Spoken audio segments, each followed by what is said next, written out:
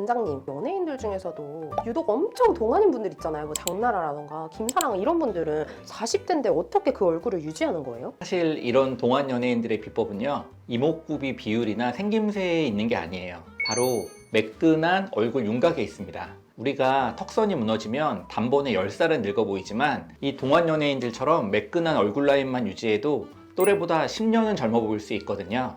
그러고 보니까 진짜 다들 얼굴 라인이 매끄러운 것 같아요. 근데 윤곽 시술 같은 거 좀 비싸지 않나요? 많이들 그렇게 생각하시지만 사실 윤곽 관리에도 비법은 있습니다. 값비싼 시술 없이도 누구나 매끈한 라인을 만들 수 있습니다.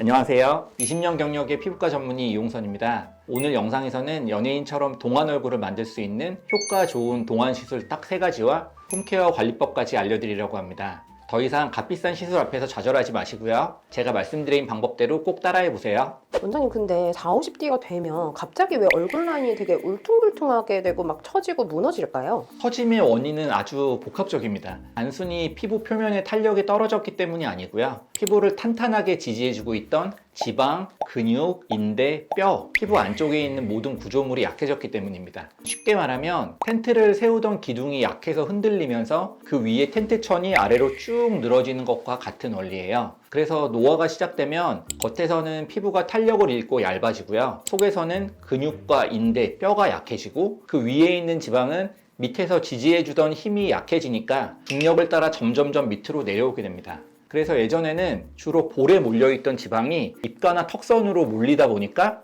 팔자주름은 물론이고 흔히 말하는 불독살, 마리오넷 라인이 생기게 되는 거예요. 겉피부만 관리한다면 이 피부 속에서부터 시작되는 근본적인 노화를 막을 수가 없는 거죠. 그래서 윤곽 관리에는 시술의 도움을 받을 수밖에 없는 경우가 많은데요. 저는 시술을 추천할 때 보통 가성비와 효과, 그리고 안정성, 이 3가지를 가장 중요하게 생각합니다. 이 기준을 모두 만족시키는 저만의 동안 시술 조합 3가지를 지금부터 공개하겠습니다. 첫 번째는 지방과 탄력을 동시에 잡는 인모드입니다.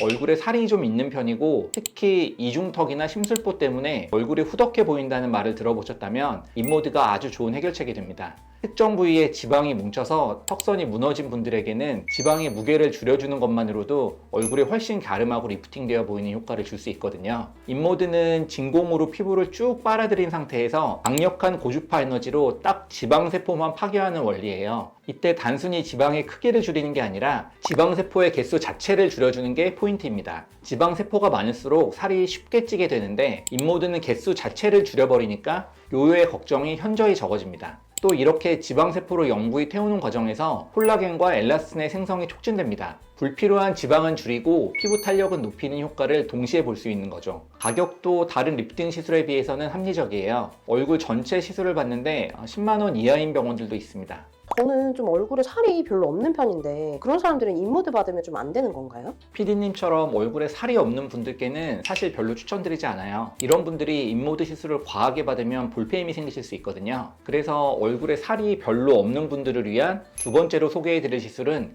슈링크가 좀 더 잘 맞습니다. 인모드와 달리 슈링크는 살은 없는데 얇고 늘어진 피부에 더 적합한 시술이거든요. 슈링크는 고강도 집속 초음파를 이용하는 시술이라서 피부의 아주 깊은 층인 근막층까지 레이저가 들어갑니다. 근막층이란 데는 피부와 근육을 연결하는 아주 중요한 곳인데요. 얼굴의 전체적인 구조를 지지하는 기초골격 같은 역할을 한다고 보시면 됩니다. 그래서 보통 노화로 인한 얼굴 처짐의 원인이 약해진 근막층에 있는 경우가 많습니다. 실제로 안면 거상술 같은 성형수술을 할 경우에도 이 근막층을 물리적으로 당겨서 고정하는 거예요. 근막층에 레이저를 쏘는 건데 이게 리프팅이랑은 무슨 상관이에요? 슈링크의 리프팅 원리는 불판 위에 올려진 오징어를 생각하시면 돼요. 불판 위에 오징어를 올려놓으면 익으면서 쪼그라들듯이 수축하잖아요. 우리 피부도 마찬가지입니다. 근막층에 초음파 레이저를 쏘면 그 열기에 의해서 근막층이 수축되면 그 위에 있는 지방층과 피부까지 같이 리프팅이 되는 원리고요. 보통 처진 피부를 물리적으로 확 끌어올리는 수술로 안면 거상을 많이 받으시는데요. 슈링크 시술로 어느 정도 안면 거상 효과를 볼 수 있는 거예요. 수술을 안 하는 비수술 안면 거상술이라고 하니까 확 와닿는 것 같아요. 근데 그 인모드는 얼굴 살이 많은 분들한테 더 추천한다고 하셨는데 슈링크는 그러면 얼굴 살이 없어도 맞아도 괜찮을까요? 얼굴살 유무로 시술을 결정할 수는 없고요. 우선 내가 지방 때문에 라인이 무너진 건지 아니면 탄력이 떨어져서 처진 건지를 먼저 파악하는 것이 중요합니다. 물론 대부분의 경우에 두 가지 문제가 복합적으로 나타나기 때문에 인모드로 지방이 많은 턱라인 윤곽을 정리하고요. 슈링크로 얼굴 전체의 탄력을 잡아주는 식으로 두 시술을 병행하고 있습니다. 저도 그렇게 받고 있고 상담 오시는 분들께도 이 방식으로 추천드릴 때가 많은데요. 이렇게 조합했을 때 만족도가 가장 높았습니다. 참고로 슈링크와 같은 원리를 가진 시술이 울세라인데요. 슈링크는 울세라의 국산 버전이라고 생각하시면 됩니다. 울세라보다 강도가 다소 떨어지기는 하지만 그만큼 가격이 훨씬 저렴한 편이에요. 얼굴 처짐이 아직 심하지 않은 수준이라면 슈링크만으로 충분히 효과를 볼 수 있기 때문에 무조건 비싸면 더 좋겠지 하고 울세라만 고집하실 필요는 없습니다. 마지막 세 번째 시술은 바로 노화 예방의 최강자 보톡스입니다. 보톡스는 얼굴 라인을 관리하기 위해서만 뿐이 아니라 전체적인 노화 예방을 위해서 꼭 추천드리고 싶은 시술이에요. 보톡스는 어색하고 인위적인 시술 아니에요? 이렇게 생각하시는 경우가 많은데요. 사실 보톡스 입장에서는 정말 억울한 오해입니다. 2006년에 발표된 아주 유명한 일란성 쌍둥이 연구가 있는데요. 13년간 한 분은 꾸준히 보톡스를 맞았고 다른 한 분은 거의 맞지 않았더니 두 사람의 노화 상태가 눈에 띄게 달라졌습니다. 꾸준히 맞은 쪽은 깊은 주름이 거의 없었던 반면에 그렇지 않은 쪽은 이마와 미간에 선명한 주름이 자리 잡혀 있었어요. 이건 보톡스가 주름을 만드는 근육의 움직임을 제어해서 피부가 반복적으로 접히는 것 자체를 막아주기 때문입니다. 즉 보톡스를 꾸준히 맞는다는 건 현재의 주름을 완화할 뿐 아니라 미래에 생길 깊은 주름을 미리 예방하는 가장 확실한 방법인 셈이죠.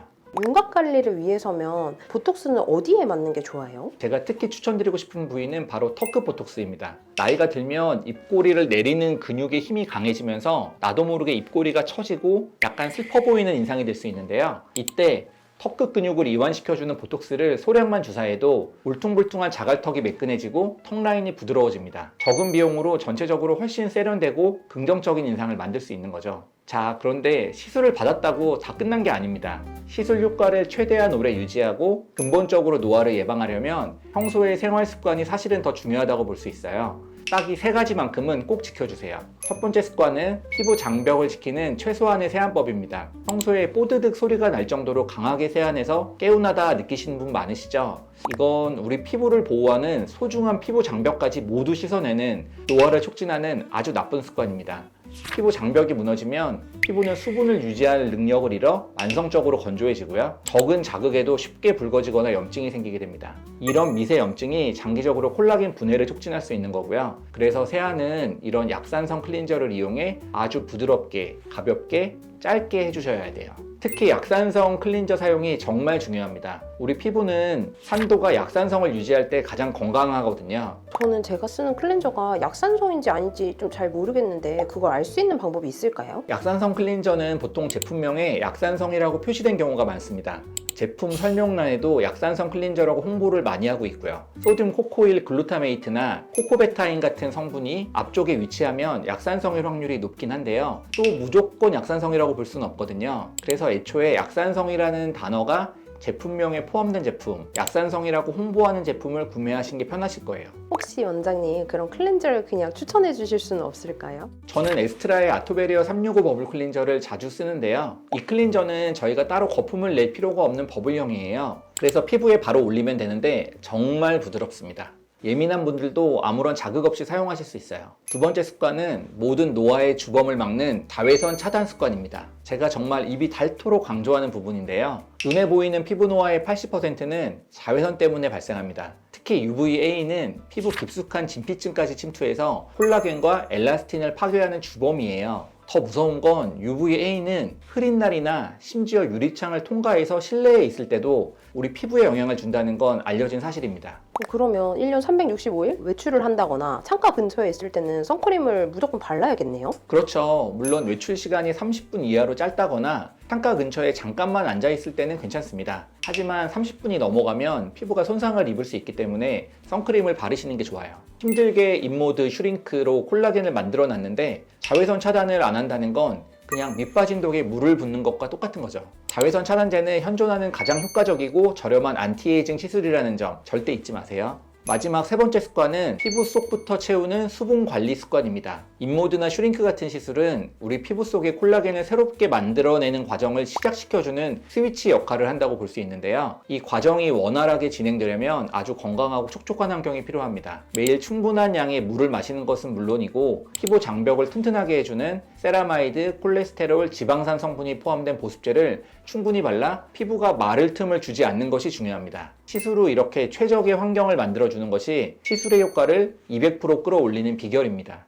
자, 오늘 이야기를 정리해 보겠습니다. 40, 50대에 접어들어 갑자기 무너지는 얼굴 라인이 고민이라면 내 얼굴의 노화 원인이 지방 때문인지 탄력 저하 때문인지를 먼저 파악하는 것이 중요합니다. 볼살과 이중턱이 많아 얼굴이 무거워 보인다면 인모드, 살은 없지만 피부가 힘없이 처진다면 슈링크를 우선적으로 고려해 볼 수 있습니다. 미래의 깊은 주름을 막고 인상을 부드럽게 만들고 싶다면 보톡스는 최고의 예방주사입니다. 하지만 어떤 시술보다 더 중요한 것은 매일매일 스킨케어 습관이라는 거 꼭 기억해 주세요. 시술은 효과 빠른 이벤트가 될 수 있지만 좋은 습관은 여러분의 피부를 평생 지켜줄 거예요. 피부과 전문의가 직접 알려주는 진짜 배기 꿀팁, 앞으로도 놓치고 싶지 않으시다면 구독과 좋아요, 알림 설정까지 꼭 눌러주시고요. 내 얼굴에는 어떤 시술 조합이 좋을지 궁금하시거나 궁금한 다른 주제가 있으시다면 언제든지 댓글로 남겨주세요. 제가 직접 꼼꼼히 읽어보고 다음 영상으로 찾아뵙겠습니다. 감사합니다.